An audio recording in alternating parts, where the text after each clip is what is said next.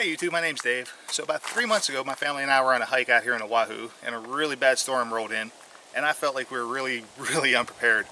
So that sparked an interest in me to kind of build a couple little different kits and start a little bit more training, just in case weather rolls in and we have to end up staying the night out there on the hike. So I want to share what I've learned with you guys and hopefully help somebody else out along the way. So come on, let's get in the woods. Hey, welcome back. So here's the situation. We are lost out here in the woods, so we decided we're going to buckle down for the night. The site we selected is not the most opportune spot. However, for training purposes, this should work out fine.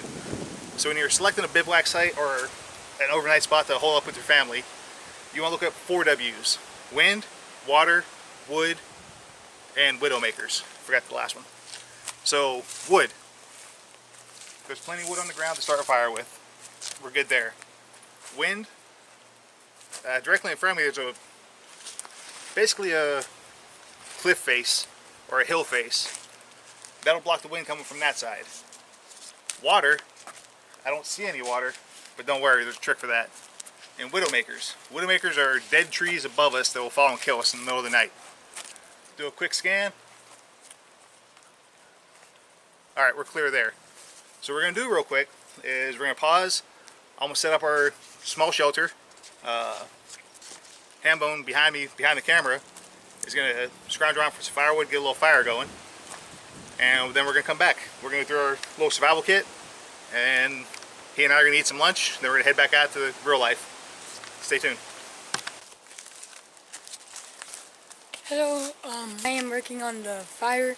So the spot we have today, we're pretty fortunate to have these types of trees where they're very soft and dry, which will help with the fire because, well, let me just show you. So these came off of these trees. They're very soft, mostly because it probably rained a couple days ago and soaked it.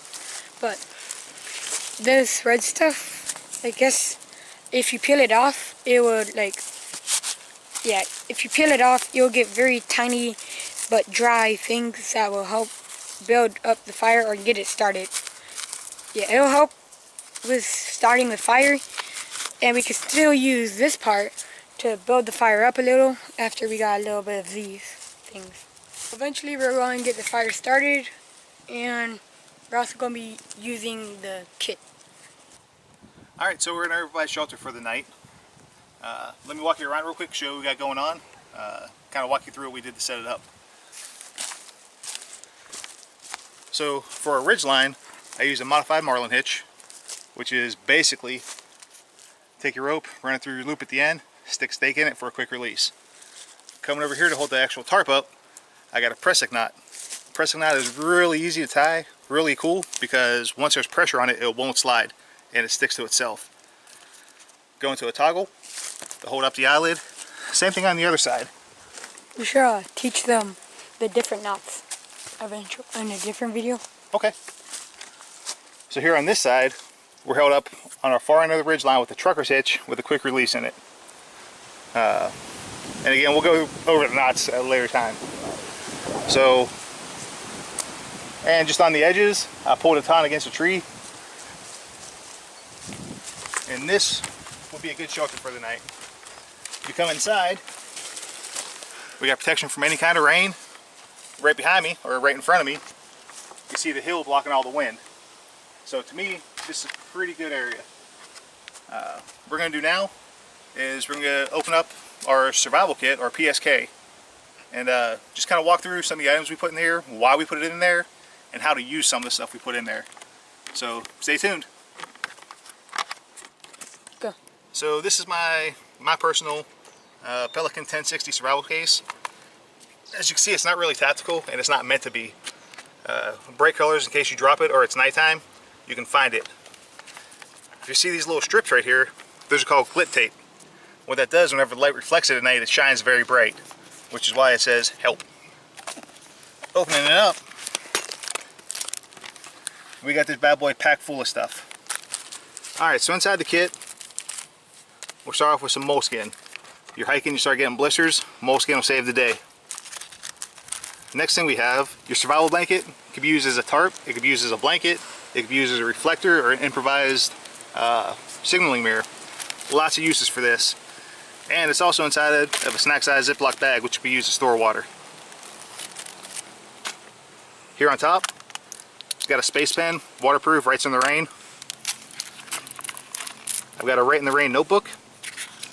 Inside the very first lip of the Write in the Rain notebook is some Morse code. Why did I put Morse code on there? For easy to read or easy to use. I don't speak Morse code. 90% of the population doesn't speak Morse code. But we got a signaling mirror. Now your signaling mirror, of course, is used to signal people from a distance. Very effective, used throughout the world. Next thing on the lid, I got a 22-piece Ready-Man survival card. Here in Hawaii, there's a lot of fishing, a lot of hunting. So, here in Hawaii, there's a lot of fishing to do. A lot of small game you can trap. To me, I think this would probably be the best thing to use out here. If you're interested in it, check out readyman.com to go through it. I'm not going to be their spokesman. Next, I got a 300 lumen flashlight. Kind of important at night to have lights. Not only for safety, for signaling, but it also gives you a sense of security inside. Next thing that goes along with the signaling mirror in my book is a Morse code cheat card. Again, I don't speak Morse code, but if you're isolated and you need to, there's Morse code. On the back of it's the old military tap code. You can look it up if you're interested in it. So this isn't really part of the survival kit. I don't count it as one of my pieces, but what this is just kind of a comforting thing. I got this thing in Bangor, Maine in 2007 on the way to Iraq. So they're giving these out at the USO. That way I always have a little piece of home with me. Next couple pieces, some surgical tubing, a few different uses. You can use it to make an improvised slingshot, you can use it for a tourniquet, or you can use it to suck out water, and one of the other things I'm going to show you later on. A couple nails. If I have to explain to you what a nail is used for, then you don't need to be watching this channel. A small fishing kit. I've got a few grubs, some sinkers, some weights, a couple floats, and about 45 feet of 30-pound monofilament line. So this is 21st century. We have a lot of cool things in the world. If you want to come out in the woods and rub sticks together to make a fire, by all means go for it. Me, I'm going to use a Bic. Wrapped around the Bic is some jute wire that is soaked in wax. So that's an improvised candle. That'll give you a little while to get your fire going if your material is a little bit wet. Next thing I have is a cheap wire saw. Now I actually have a way better wire saw on my bracelet here, which I'll do another video on my bracelet to kind of walk you guys through it. But this will help you get started cutting down stuff if you don't have any other way to cut. Next, I got 20 foot of 75 pound test Kevlar wire. So according to the website, you can use this thing to cut through trees. You can use it for fishing line, you can do all kinds of other stuff. It came free with the survival card, so I'm not going to not use it. Next, inside this bag, we got a 1 gallon Ziploc bag, and then two 2x2 squares of aluminum foil. Aluminum foil to me has a lot of uses I can use for it out here. I can use it to collect water, I can use it to purify water, I can use it to cook with. Hell, I can even use it to signal if I needed to.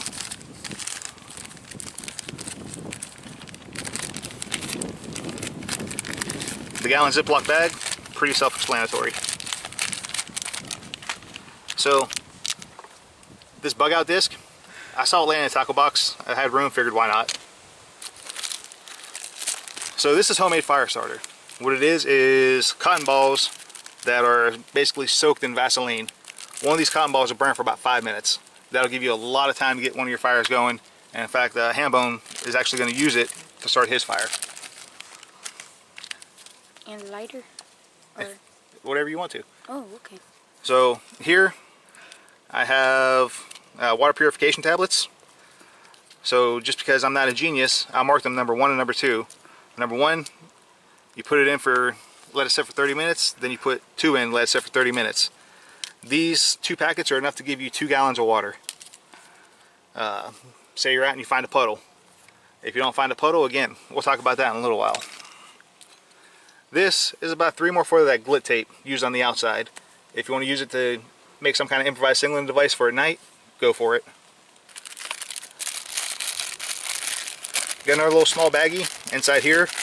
I've got 2 candies and 2 bouillon cubes. Bouillon cubes are the beef broth. Okay.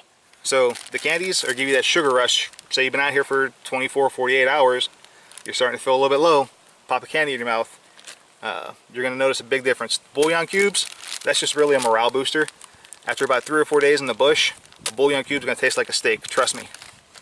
And then again, you can use the baggie for whatever. Here I've got about 35 foot of 32 thousandths stainless steel wire. Use that for snare wire.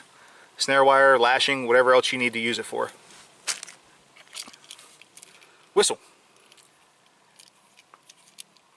It's a whole lot easier to blow a whistle than it is to scream for help. If you're in distress, the international sign for distress is 3 blast. If you hear somebody reply with a 1 blast, that means they hear you. So there's that. It's also got a backup compass on it.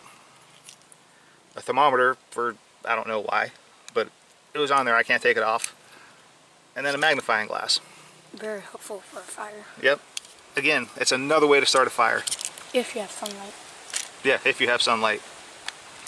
This guy right here, I'm actually really proud of this. So when I was building this kit, I wanted to find a way to chop wood.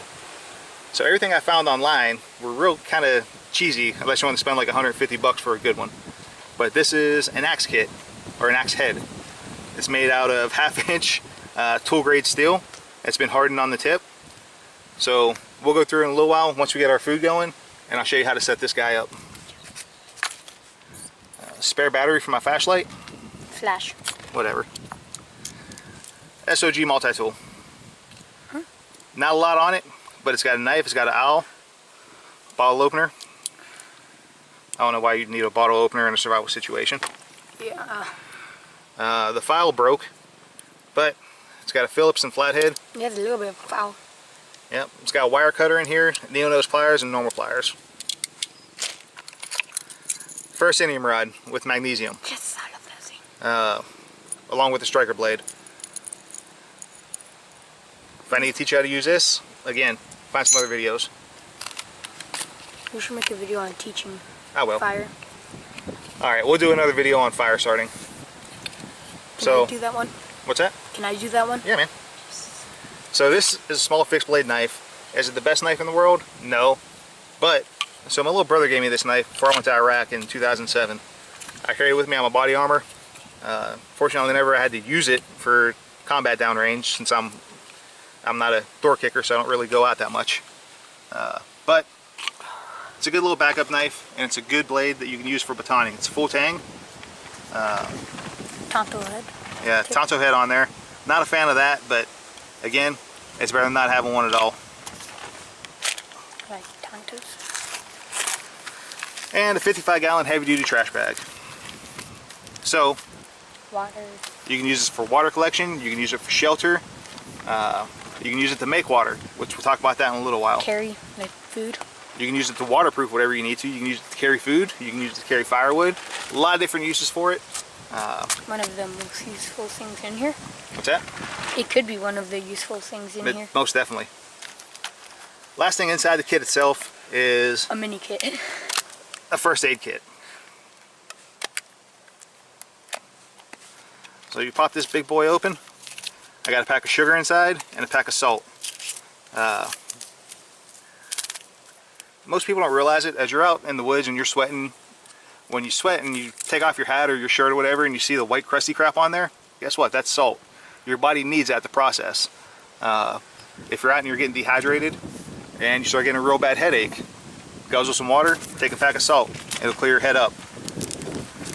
So, got some Tylenol, 3 packs of that, 3 packs of aspirin, 3 gauze pads, a bunch of different kinds of band-aids, iodine capsules. What's iodine? That is used to disinfect and sterilize wounds. Okay. Matches, so if you're paying attention, that was number 4 way to start a fire. Some more band-aids, safety pins, a lot of different uses, and some butterfly bandages. So again, there is no perfect PSK or personal survival kit. The best one to have is the one that you have with you when you need it. I built this for this specific environment. If you're in Maine or anywhere in the mainland, this type of kit might not work for you. So I do ask, or I do implore you guys, before you head out, build you something to give you a peace of mind if you go out with your family. Or do research different tools and do research. Build your own. heated. Watch YouTube. There's all kinds of resources to help you guys out. On the outside of the survival kit, I've got 35 feet of paracord on here, along with the carabiner. The carabiner is a little cheap one that came with the Pelican kit. I don't expect too much out of it, except for to hold my 550 cord. And that's the PSK. So what we're going to do now, Dee's going to start a fire over there using one of these 4 means, and we're going to get some lunch started. Alright, stick around. So, fortunately, we got this fire to a reasonable pace, I guess you could say. But we deleted it because we didn't think it would work, but nonetheless it did. And now the steak is in there cooking. And he's taking out the tarp. It was easy. We might make another video about the targets. Yeah, we're going to do a different video on shelter. Yeah, we're going to do a lot of different videos. So, yeah. This is the first one. It was real rough. Yeah, I'm not a YouTuber. Neither am I. But we want to help other people out. And Try. I think this video series will do that. And it's father and son. You're not going to find anything to get too excited about on here. Unless you're into survival, like. Unless you're into survival. I mean, you're not going to find anything to really complain about. We just enjoy going out in the woods, having fun, being together, and yeah, that's it. This is like one of our first times being in the woods here in Hawaii. Yeah. For being here for 18 months. Hopefully we. Good job. Thanks. Hopefully we can keep doing this after we retire. Well, now we just gotta wait for the steak to cook. So yeah. This is what the steak looks like right now. It's actually cooking now. Hopefully it'll be good.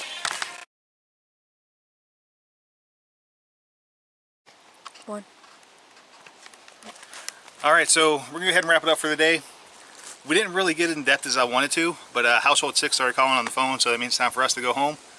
But we did cover a real quick shelter. We did a real quick walkthrough of the first aid kit or survival kit.